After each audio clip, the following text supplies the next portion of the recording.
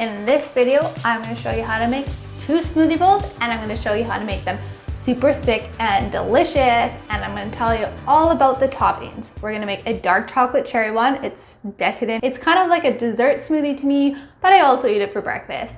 Then we're gonna make a peanut butter and blueberry smoothie bowl as well. I am super passionate about smoothie bowls because I eat one for breakfast almost every day, except in the winter, I tend to eat oats more. And smoothie bowls were kind of like my gateway into a healthier life. That sounds really lame, but it's true.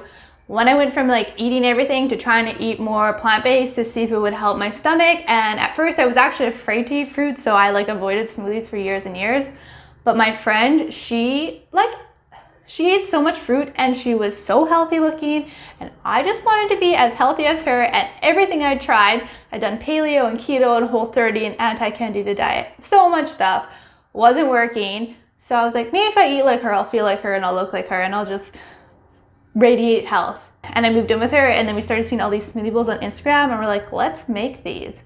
And we did, and then we got addicted because you can eat them for breakfast, for lunch, you can eat them when you want a dessert, and then you're not eating a junky dessert because you're making them all about these fruits. So this is all about that.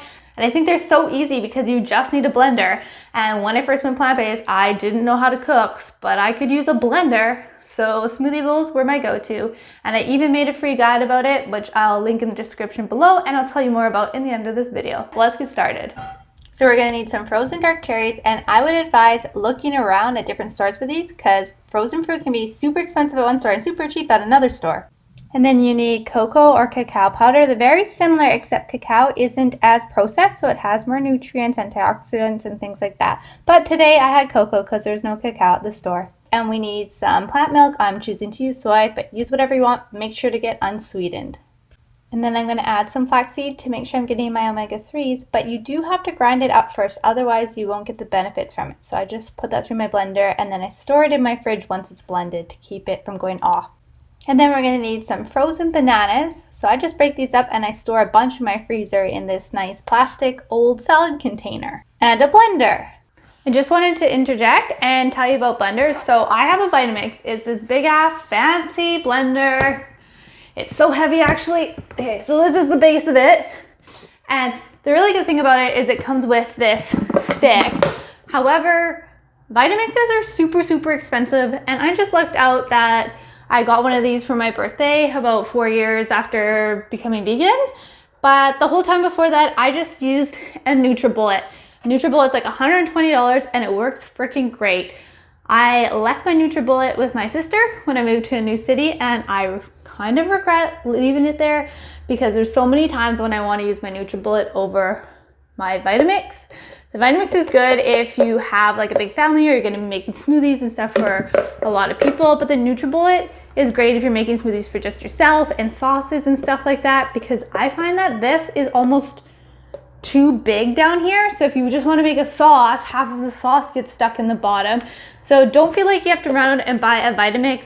Get a NutriBullet or even a Nutri-Ninja. Those work really good, and the Nutri-Ninjas have the big attachment as well. Okay, so this is for one person, and I put in about 2 frozen bananas and half a bowl full of cherries. You can just kind of eyeball this depending on how big you want your smoothie. And then 2 big tablespoons of flaxseed. And then we're going to put about 2 big tablespoons of the cacao or cocoa powder, whichever one you have. This is going to give it the chocolatey flavor. And then take your plant milk, whatever one it might be. I'm using soy, like I said, and you just want to put a tiny little bit. Adding just a little bit is the key to getting that perfect thick smoothie bowl consistency.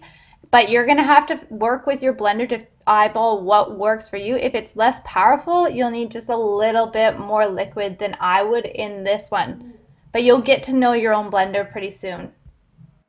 So if you're having troubles and you don't have this fancy stick thing like I have, you can add in a little bit more liquid, a little bit at a time, until you get your smoothie to blend nice and thick. If you accidentally add too much liquid and it becomes runny, you can always add more frozen fruit to try and make it thicker. So smoothie bowls are essentially smoothies, but made thicker, so you can put them in a bowl and put toppings on it. And toppings are the best part about it. Toppings make it so that your smoothie is more of a meal, so you can stay fuller for longer. The more toppings you put, the less hungry you're gonna be, is how I see it. And they're so fun. I basically just eat smoothie bowls for the toppings. I'll show you the toppings we're gonna use today, but there are so many more, and I put that all in my smoothie bowl guide, which you can get in the link below, because really, the toppings are endless. So today I'm gonna put rolled oats on there. Rolled oats are really good for making your own granola as well, and then putting it on there. I'll link my favorite granola recipe in the link below. It's by this YouTuber named Jenny Mustard, and there's no refined sugar in her granola. It's so good. And then these are cacao nibs. These on their own are kind of gross, but when you put them on top of something sweet, they taste really good. I'll show you what they look like. It's from the cacao plant. It's what they use to make chocolate, only it doesn't have the sugar and all the other stuff added into it. So they're quite bitter, but you put them on with something sweet and then you get a nice like chocolatey crunch. Fresh fruit is always good. I love to slice up bananas and put them on there. And when it's the summer season, I'll buy lots of blueberries and fresh raspberries and put them on top. And in like the seasons where the berries are more expensive, I'll just put frozen berries on top. These are chia seeds. Oh, they're hard to show you, but they're these little seeds and they get stuck in your teeth, but they're nice to put on top as well. And if you buy a big bag of them, you can use them to make chip puddings and other things like that. And then we're gonna put on coconut shreds.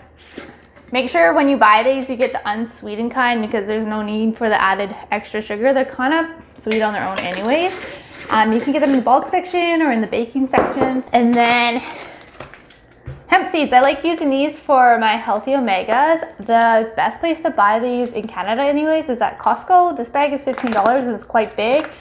I always find at regular stores they're a lot more expensive, which kind of makes me not buy them. So I finally went to Costco for the first time in 6 months, so I got these there. But basically you can use whatever you want as a topping. You just pile them on, and then you have this great big bowl, and it just makes you so excited. I almost forgot, you guys. My favorite thing to put on smoothie bowls, hands down, is dates. So these are the dates, and I get the cheapest ones I can find because the Medjool dates are really good, but they're super expensive. They're really chewy, and you just like eat them on their own, and I use those for special occasions. So I find the cheaper ones for baking and putting on top of smoothie bowls. You can get them at your baking section. I actually got this at Freshco in Canada. Like, I never really thought they were there, but they have an interesting section. They have like 3 or 4 types of dates. You can get these at Superstore, and yeah, bulk section's really the best place. Anyways, once you chop them up, you can put them on top of your smoothie bowl, and they taste like chewy caramels once they get all cold. It like totally changes the texture of them, and I love it. Woo! Let's top that dark chocolate cherry smoothie. So I'm just chopping up the dates because they taste better when they're chopped up, and I'm going to cut up half a banana and leave the other half in my house for someone else to eat. My mom used to do this, and I thought she was so annoying because like, eat the full banana. But now I do the exact same thing as she did. Look at that texture. It looks like soft serve ice cream. If yours didn't come out this perfect, don't worry, keep trying. You'll get it next time. You just gotta learn the ratios that work the best with your blender. I'm putting the banana slices on top and then some cherries. I just took these frozen ones and put them aside to defrost a little. And then put my dates on, and these are chocolate chickpea cookie dough balls. They're gluten-free and vegan, and you can find them in my chocolate chickpea cookie dough video. And some cacao nibs, and now I'm gonna put on some hemp seeds and then coconut shreds, and we are totally loaded here. Look at that. You guys, this is hands down one of the best smoothie bowls I've made. Look at those toppings. When you make it for yourself, you don't have to have this many toppings, but I mean, if you do, it's even more exciting. And it is super thick. Well, it's a little melted now because I've been talking and taking photos of it and whatnot. But this is how you make the perfect smoothie bowl. Now it's time for our blueberry peanut butter smoothie. These are super decadent smoothies, so you can eat them for breakfast or you can eat them when you want something that's dessert-like.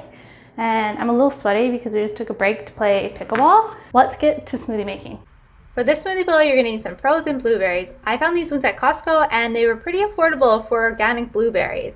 And then next we're gonna need some peanut butter, and you wanna make sure you don't have any added oil or sugar in it. You'd be surprised how many brands have that added stuff in it, so just read the label. And you need some plant milk. I'm using soy. You can use almond, coconut, oat, whatever else you want. And then some vanilla extract. You can use pure or you can even use artificial vanilla extract.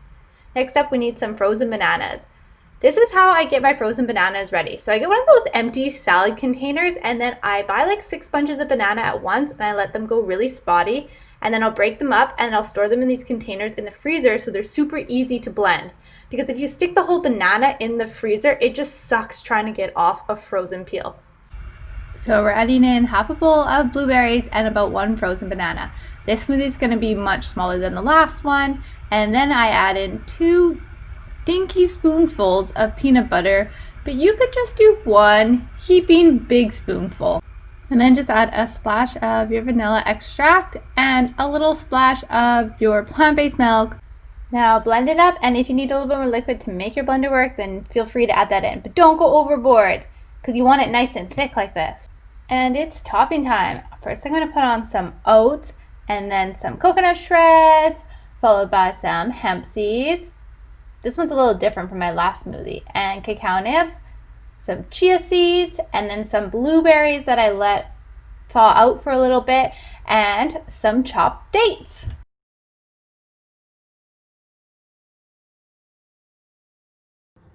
And this is the smoothie bowl. So blueberry, peanut butter, bananas, and vanilla. Soy milk, that's all that's in there. And this one's kind of tiny, I'm not gonna lie. I just ate that really decadent dark chocolate cherry one, and then I made this one, and I'm not that hungry, so I made it a little bit small. This is more of a snack size, or if you're new to eating smoothie bowls, you might want to make one like this size. I notice that whenever my friends come over and I make them one that I normally eat, they always think it's too much. So it's totally up to you. You could definitely put 2 bananas in instead of the 1 banana that I put in, and put in a little bit more blueberries to make it bigger. Now, if you guys want, I actually made a smoothie bowl guide. It's free. I'll put it in the description below. And it kind of basically gives you all the building blocks to make smoothie bowls yourself. So you have these ideas for me, but in the guide, it teaches you how to like put in the right liquid, the right fruit, the right veggie, and all the different toppings and everything, so you can make really delicious smoothie bowls. And there's tons more tips and tricks in there. So make sure to check that out. It's in the description below. If you like this video and you want to see more from me, don't forget to subscribe to my channel and also share it with your friends who need to eat a little bit healthier. I'll be sharing videos that cover recipes, well, as close recipes as you can call them, because my style is cooking without measuring. I kind of want to teach you how to cook without having to follow a set out ingredient list every time, teach you how to mix and match things so you can make tasty food without racking your brain being like, oh, I don't have all of these things for this recipe, so I can't make it.